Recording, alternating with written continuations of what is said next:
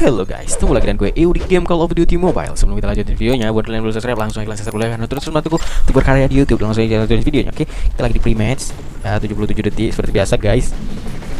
Ya, kita ini melanjutkan dari pembahasan video kemarin ya guys, yang jelaskan apa itu paham Syiah guys gitu guys. Syiah itu siapa sih sebenarnya, Islam atau bukan ya?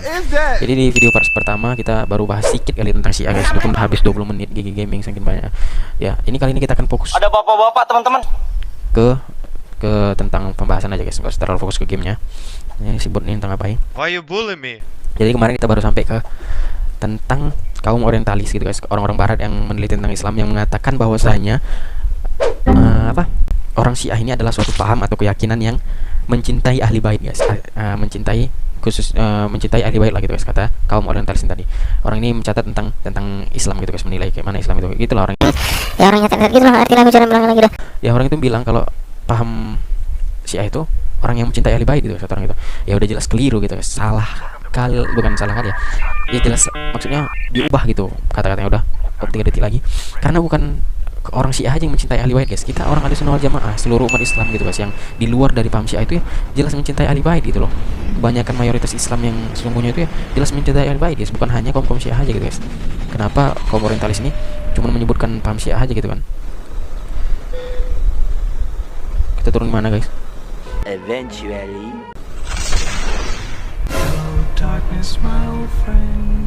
Ya kali ini kita nyari aman aja guys. Cari aman aja guys, supaya lebih bisa banyak cakapnya daripada bahas gamenya, lebih fokus ke game. Kita bisa ya sambil nguting guys. Jadi ada hadis Rasulullah waktu manggil Sayyidina Ali, Fatimah sama Hasan sama Husin guys. Baru Rasulullah berkata gitu, bersabda guys,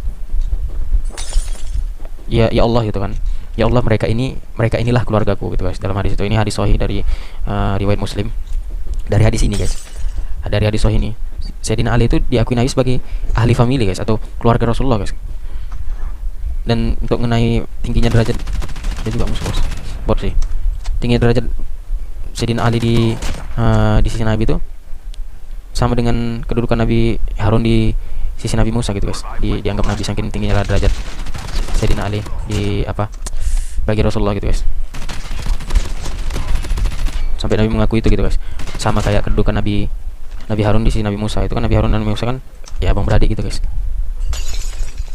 Karena ya Sayyidina Ali ini dari Nabi Muhammad waktu berjuang menyebar Islam ya terus-terusan ikut ya, termasuk 10 orang yang dijamin Nabi masuk surga guys. Dan hampir seluruh umat Islam guys di dunia ini membacakan doa dalam khutbah Jumat. Hampir seluruh umat Islam sih waktu khutbah itu ya doa gitu guys kepada Sayyidina Ali sebagai salah satu pejuang yang bantu Rasulullah menyebarkan syariat Islam itu kan. Nah pertanyaannya guys, apakah dengan membaca membaca sholawat yang menunjukkan cinta kita kepada ahli bait itu guys Rasulullah, apakah karena kita mendoakan Sayyidina Ali dalam khutbah kita menjadi orang Syiah? Ya udah jelas enggak lah, karena cinta kepada Rasulullah itu khususnya Sayyidina Ali nih guys, ya itu termasuk itikad atau paham kaum Ahlussunnah wal Jamaah juga guys, selain dari paham Syiah juga guys. Paham maksudnya seluruh umat Islam itu ya mencintai ahli bait gitu guys, enggak Syiah aja gitu kan. Jadi udah jelas salah gitu guys, kurang tepat gitu kaum orientalis itu mengatakan Syiah itu ialah paham yang mencintai Sayyidina Ali atau orang yang mencintai keluarga Rasulullah gitu guys. Ya karena bukan orang itu aja gitu, bukan Syiah aja gitu guys, seluruh umat Islam mencintai ahli bait guys.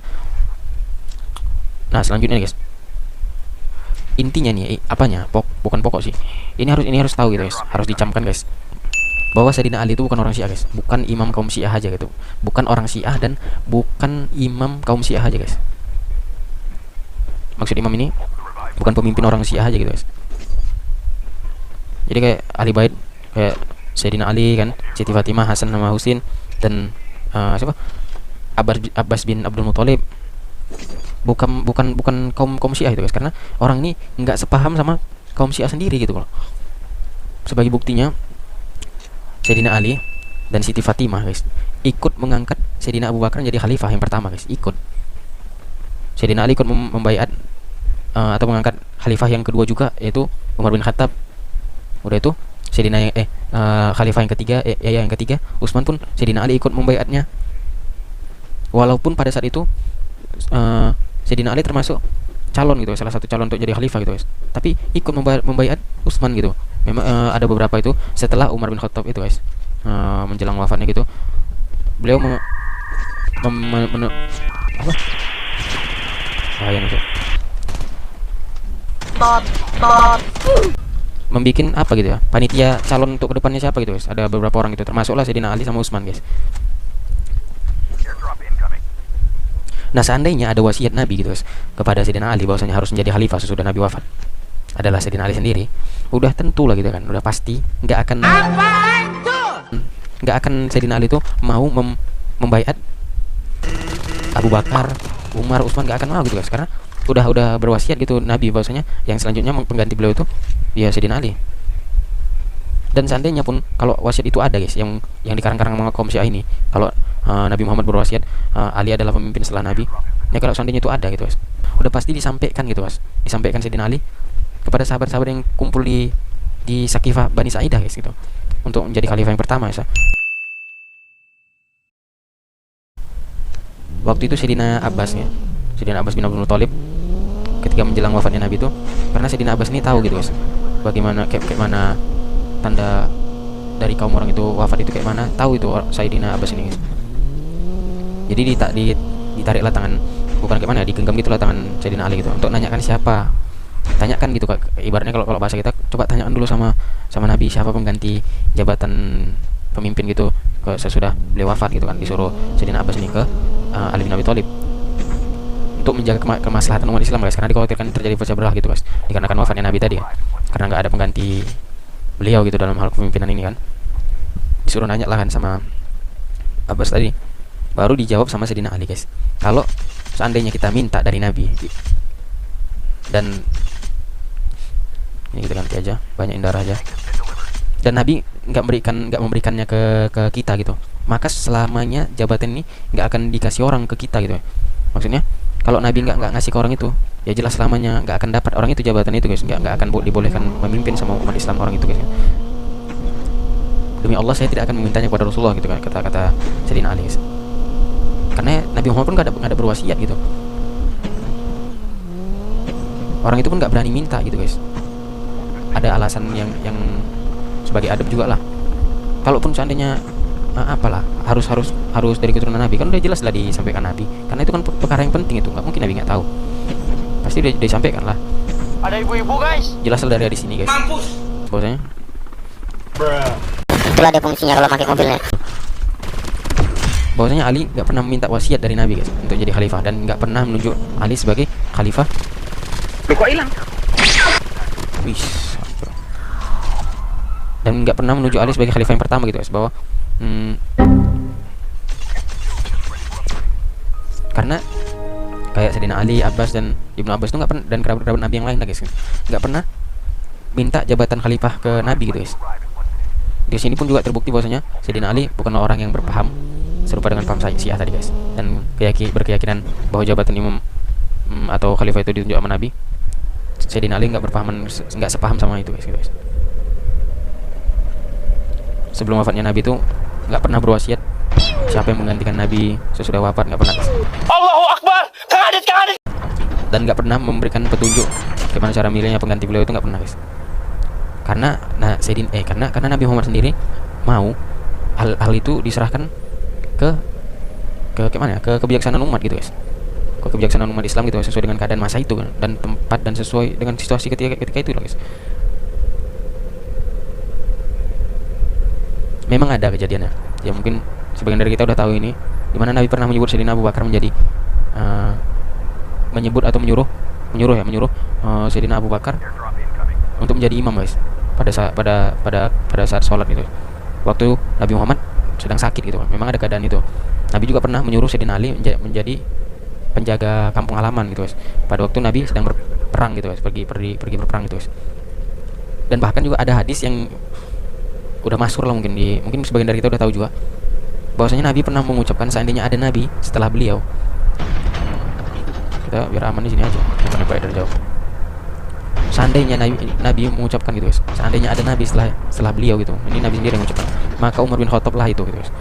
Akan tapi nggak ada Nabi lagi sesudah Nabi Muhammad gitu kan, karena Nabi Muhammad adalah Nabi terakhir ya kan, sebagai penutup para Nabi gitu guys. Tapi hal ini guys, atau dari ketiga itu tadi, pengakuan dari Nabi tadi itu nggak langsung mengenai khalifah yang akan mengganti Nabi gitu guys, bukan sebagai petunjuk karena Abu Bakar kayak gini, maka haruslah penggantinya ini Abu Bakar, karena Sayyidina Ali kayak gini harus Sayyidina Ali, karena Nabi pernah mengakui Umar harus Umar. Nggak gitu guys, diserahkan sepenuhnya ke kemaslahatan umat guys. Makanya lah sewaktu Nabi menjelang wafat itu nggak ada dikasih tahu gitu kan siapa pengganti beliau, karena ya diserahkan ke umat gitu sepenuhnya. Dan Siti Fatimah guys, Siti Fatimah Zahra anak Rasulullah juga bukan orang pemahaman Syiah guys, nggak, karena Siti Fatimah ini wafat 6 bulan setelah wafatnya Nabi guys. Dan pada masa itu ya Syiah itu hanya sebatas politik guys waktu itu, dan bahkan pun belum muncul sih, belum terlalu kali masa khalifah pertama sama kedua. Dan waktu rapat di Sakifah Bani Sa'idah tadi guys, untuk milih siapa yang pengganti Nabi, jadi terpilihlah sahabat Nabi yang paling dekat dengan Nabi itu ya, Abu Bakar As-Siddiq guys. Dan Sayyidina Ali sendiri dan Fatimah Az-Zahra sendiri pun ikut gitu guys, ikut mengangkat Sayyidina Abu Bakar guys untuk menjadi khalifah yang pertama guys. Artinya ikut setuju juga gitu kan, karena bagi Sayyidina Ali sama Siti Fatimah itu bukan perkara atau persoalan yang menjadi suatu keberatan gitu guys. Untuk menjadi khalifah itu nggak terlalu permasalahan kali lah gitu sama orang itu gitu guys, karena memang pada masa itu pun Nabi itu ketika itu kan Nabi kan wafat gitu kan ya, yang mengurus itu kan Sayyidina Ali gitu kan ya. Artinya nggak terlalu pacu kali lah orang nggak terlalu pacu kali lah Sayyidina Ali kayak sama Fatimah Zahra itu, nggak sama kayak orang Syiah lah gitu yang menyebutkan pengganti Nabi harus Sayyidina Ali, karena ya memang nggak ada wasiat yang disuruh Nabi gitu kepada Sayyidina Ali guys sebagai pengganti khalifah, harus Sayyidina Ali gitu, enggak. Bahkan guys, berakhirnya masa khalifah yang pertama yaitu Umar bin Khattab diganti sama Sayyidina Abu Bakar, lalu diganti sama Umar bin Khattab. Khalifah itu pun kayak mana, Sayyidina Ali ikut juga mengangkat Umar bin Khattab guys sebagai pengganti Abu Bakar, ikut dan disetujui gitu sama seluruh umat Islam lah gitu guys, termasuk Sayyidina Ali. Bahaya kali Jok. Bahkan ya guys, ketika masa Khalifah Umar bin Khattab berakhir gitu kan, diganti sama Utsman, Sayyidina Ali pun ikut memilih Utsman guys, walaupun Sayyidina Ali termasuk salah satu calon yang disuruh Umar gitu kan untuk menjadi khalifah selanjutnya setelah beliau gitu guys.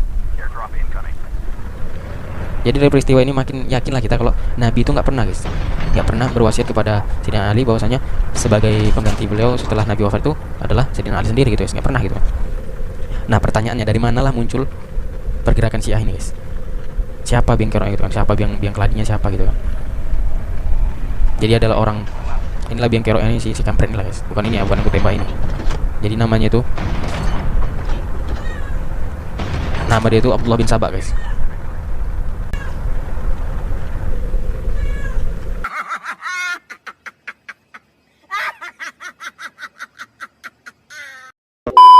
Jadi Abdullah bin Sabah ini seorang pendeta gitu guys, pendeta Yahudi yang dari Yaman masuk Islam gitu kan, lalu ganti namanya menjadi Abdullah bin Sabah tadi lah guys.